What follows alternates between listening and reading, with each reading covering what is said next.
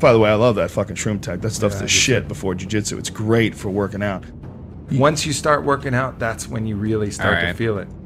When I have like real hard workouts, man, you know, especially like jiu-jitsu class, like, you know, I rolled for the first time in a while last night, and I rolled like, you know, deep into the class. Like a lot of times, you know, you go 5 or 6 guys and you just don't want to do it anymore. You're just done. Yeah. But this like gets me one extra roll. I feel like it's not easy, but it gets me one extra roll. Sure. And at the end of it, where I'm like, wow, I feel all right. Yeah. It 100% gives you a boost. On lunchtime, I hit a wall, and Shroom Tech helps me jump over that wall.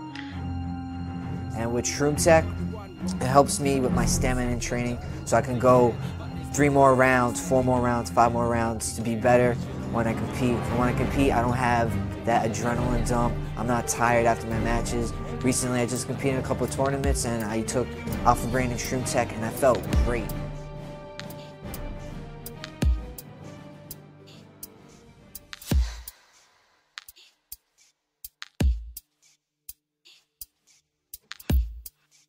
And the oxygen utilization is another really cool thing, and that's very easy to test actually, because you can actually take a mask, and the oxygen level is normally 20%, and you breathe it out at 13%, and then you put the mask on, and after taking cordyceps for 2 weeks, you'll come out and the oxygen you intake is still at 20%, but you're breathing out at 8%, which was one of the studies that they showed. So that's a 50% increase.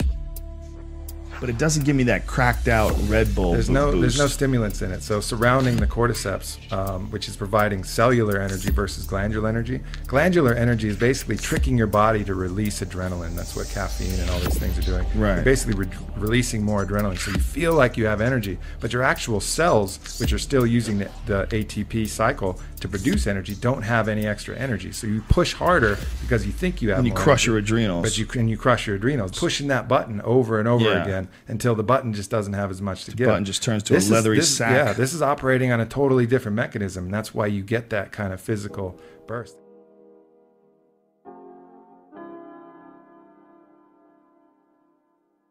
Is there B12 in that too? There is. How much B12? Methylcobalamin, there's like 2,000 micrograms in there. That's so a good lot. amount. But Holy shit. but the methylcobalamin is a different type of B12 than the cyanocobalamin. Cyanocobalamin actually creates a molecule of cyanide when it's released into the body, but methylcobalamin is called methyl B12. A lot healthier for the body and a lot better.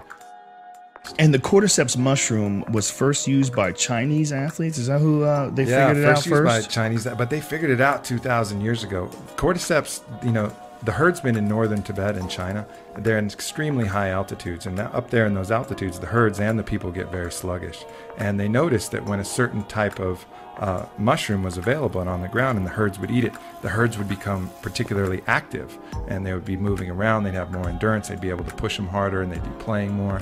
And so back in the day, that was your biggest cue if you were just a person kind of looking around. So they took a look at these and they tried them themselves and found the same results.